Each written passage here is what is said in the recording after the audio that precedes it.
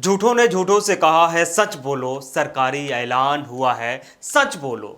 घर के अंदर तो झूठों की एक मंडी है, दरवाजे पर लिखा हुआ है सच बोलो। नमस्कार, आप देख रहे हैं स्काई न्यूज ग्लोबल। मैं हूं प्रफुल्ल। विपक्ष के पास कोई मुद्दा नहीं है, सदन में हंगामा करते हैं, चर्चा से भागते हैं, जनता को गुमराह करना चाहते हैं। केंद्रीय मंत्री अनुराग ठाकुर बोल रहे हैं। विपक्ष मुद्दा विहीन है। अगर विपक्ष के पास तर्क होता और मुद्दे होते तो सदन में चर्चा करते। विपक्ष चर्चा से भागना चाहता है, विपक्ष चर्चा नहीं करना चाहता। मैं तो यही कहना चाहता हूं, ये केवल झूठ फैलाकर कुछ राजनीतिक दल हैं जिन्होंने कह दिया कि जाति की सूचना मांगी जा रही है, जातिवाद फैलाया जा रहा है। शायद उनका ज्ञान कम है और वो केवल जनता को गुमराह करने का काम और अराजकता फैलाने का काम ऐसे कुछ आम आदमी पार्टी के नेता भी करते हैं। सेना में आर्मी रूल्स के अंतर्गत, डिफेंस सर्विस एक्ट के अंतर्गत ये 1954 और 1987 के अनुसार भी ये पहले से ही है, शुरुआत से ही, उसमें कोई बदलाव नहीं किया गया है। लेकिन कुछ लोगों की आदत बन गई है कि जनता को गुमराह करना है, सदन में चर्चा नहीं करनी, बाहर झूठे बयान देकर केवल जनता को गुमराह करने का कुछ लोग काम करते हैं। इससे बचना चाहिए। अब चलिए कहानी को थोड़ा सा आगे बढ़ाते हैं और दिलचस्प करने की कोशिश करते हैं। मोदी मंत्रिमंडल के दूसरी बड़ी बहुरानी से आपको मिलाते हैं, परिचय कराते हैं। आप उनको बेहतर तरीके से जानते हैं। कभी सास भी बहू हुआ करती थी, वह वही वाली है। सदन की कार्रवाई से पहले क्या कहा है ये हम आपको बताते हैं। उनकी जुबानी नहीं बल्कि अपनी जुबानी, बट कहानी उनकी है, स्क्रिप्ट उनकी है। मानसून सत्र का बुधवार को तीसरा दिन है। अब तक के 2 दिनों में सदन में कोई कार्यवाही नहीं हो पाई है। विपक्ष हर दिन किसी न किसी मुद्दे पर हंगामा कर रहा है। अब विपक्ष किसी न किसी मुद्दे पर हंगामा कर रहा है। विपक्ष को हंगामा नहीं करना चाहिए, विपक्ष को जी हजूरी करना चाहिए, विपक्ष को शांत रहना चाहिए, विपक्ष को हाँ में हाँ मिलाना चाहिए। हंगामा बिल्कुल बर्दाश्त नहीं है। आगे हम आपको बताएंगे नाम भी इनका, थोड़ा धैर्य रखिए। राहुल गांधी ने सदन में कभी कोई सवाल नहीं किया, हमेशा संसदीय कार्रवाई का अपमान किया।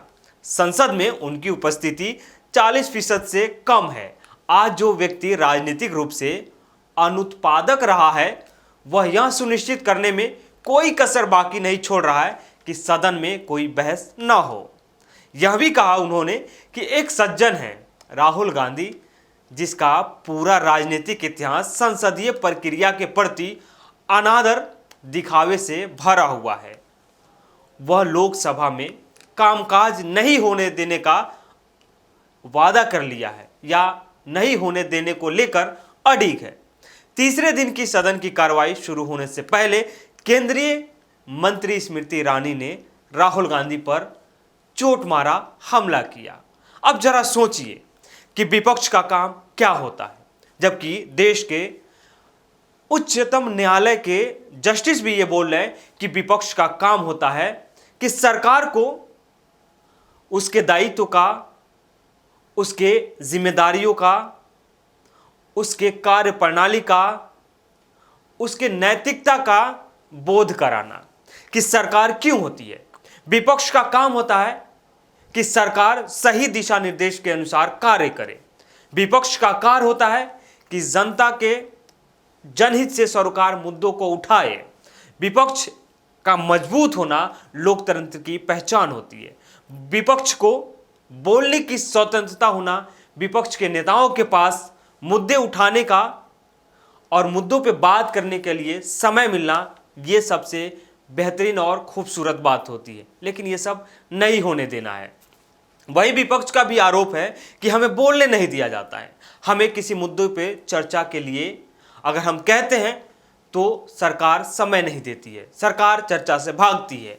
विपक्षी दलों ने महंगाई, अग्निपथ या अग्निवीर योजना, जीएसटी, बेरोजगारी, स्वास्थ्य व्यवस्थाएं, देश में बढ़ती नफरत, गरीबी, तमाम ऐसे मुद्दों को लेकर, यानी लगभग 13 मुद्दे हैं।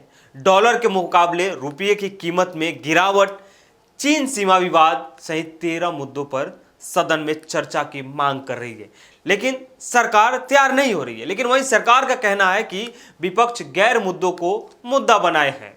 नियमों के तहत सरकार सभी असल मुद्दों पे चर्चा के लिए तैयार है। अब सरकार के लिए महंगाई, बेरोजगारी गैर मुद्दे हैं। तो अब आपसे सवाल पूछते हैं हम, आपके जहन में आपके लिए आपसे सरोकार रखती कौन सी समस्याएं हैं? महंगाई है या फिर मंदिर मस्जिद है? महंगाई है या हनुमान चालीसा अजान है? महंगाई है या जनसंख्या नियंत्रण को किसी रिलीजन से, किसी धर्म से जोड़कर देखना है?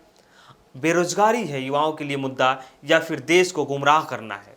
बेरोजगारी या निजीकरण में अंतर है या नहीं है, ये भी आप हमको बताइएगा, क्योंकि सरकार निजीकरण की तरफ अग्रसित है। तो खैर, आपके कमेंट का हमें इंतजार रहेगा। आप कमेंट करके जरूर बताइएगा कि आपके लिए अहम मुद्दे क्या हो सकते हैं।